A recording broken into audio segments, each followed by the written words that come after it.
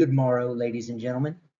Today we're going to walk through the different components of the Wigger's diagram and discuss how all these individual parts come together to give us a detailed view of how the human cardiac system typically functions.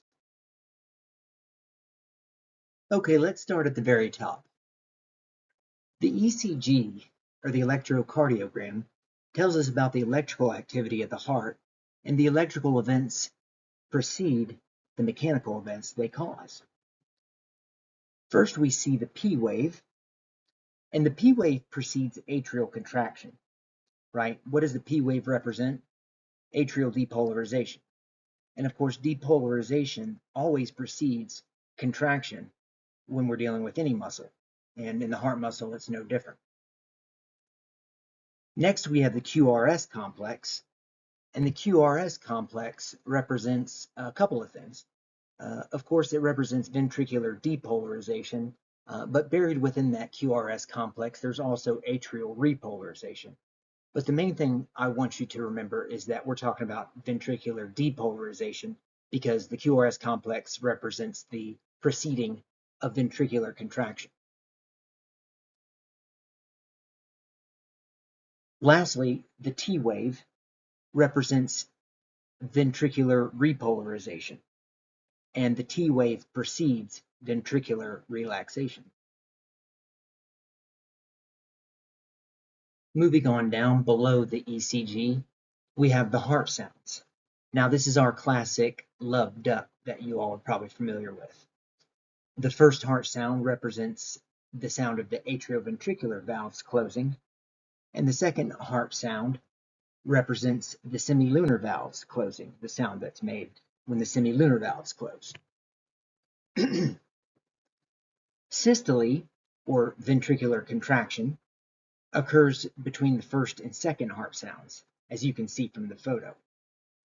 Diastole, or ventricular relaxation, occurs between the second heart sound and the first heart sound of the next cardiac cycle.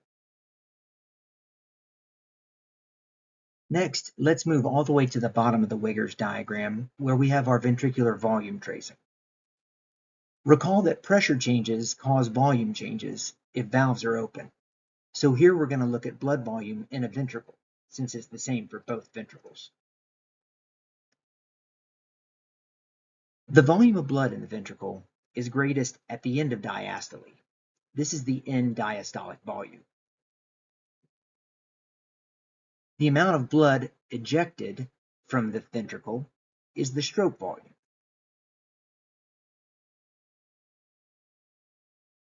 Lastly, the volume of blood in the ventricle is the smallest at the end of systole. This is the end systolic volume.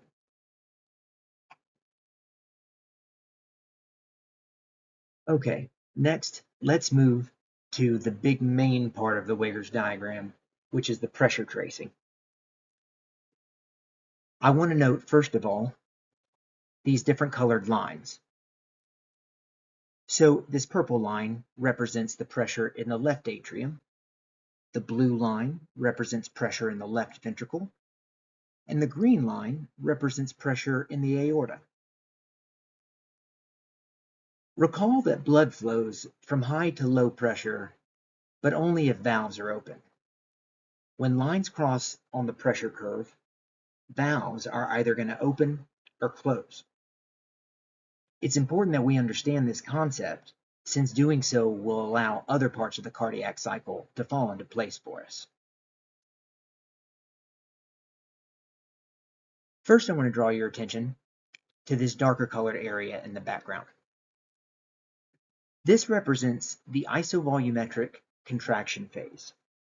And in this phase, the ventricles are contracting and building up pressure, but of course, no volume is changing.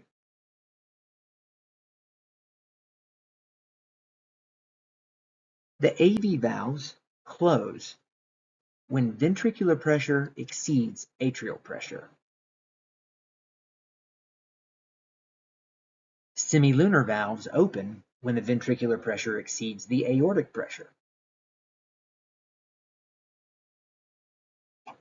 Semilunar valves close when the ventricular pressure drops below the aortic pressure. Interesting point in the Wigger's diagram is the presence of this dicrotic notch. This dicrotic notch exists because blood in the aorta rebounds against the valve which is closed, causing the pressure to briefly rise at that location known as the dicrotic notch.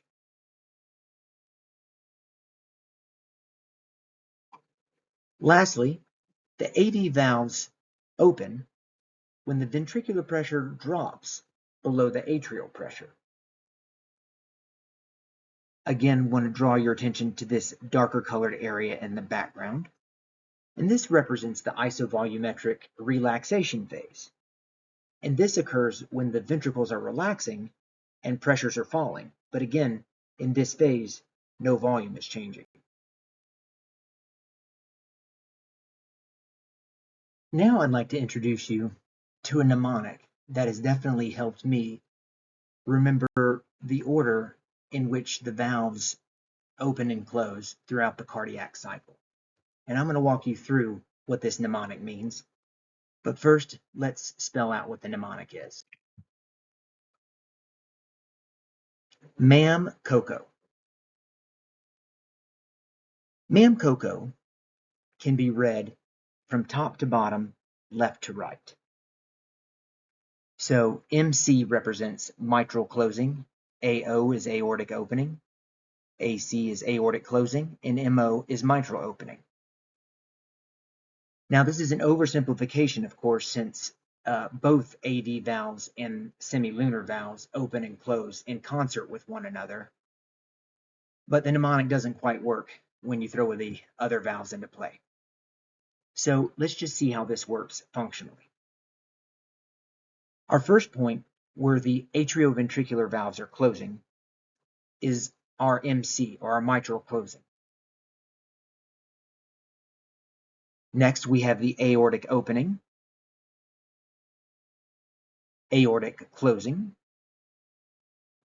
and finally, mitral opening.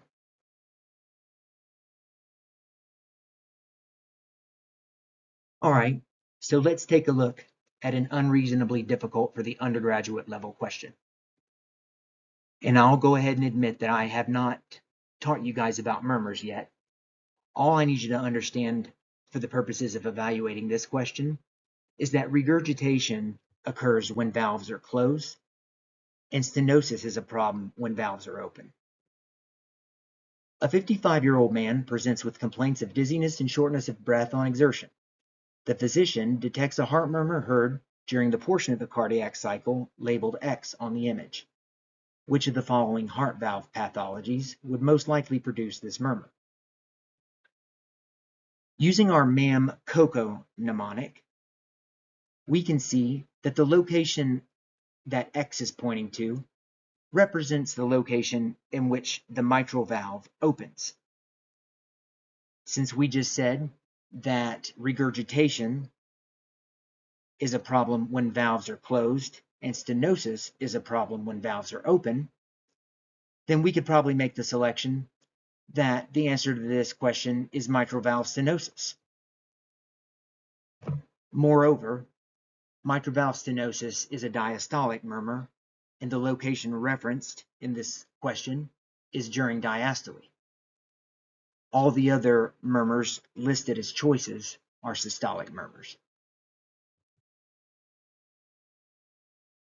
Well, ladies and gentlemen, that about wraps it up for the Wigger's diagram as presented by Professor Recore.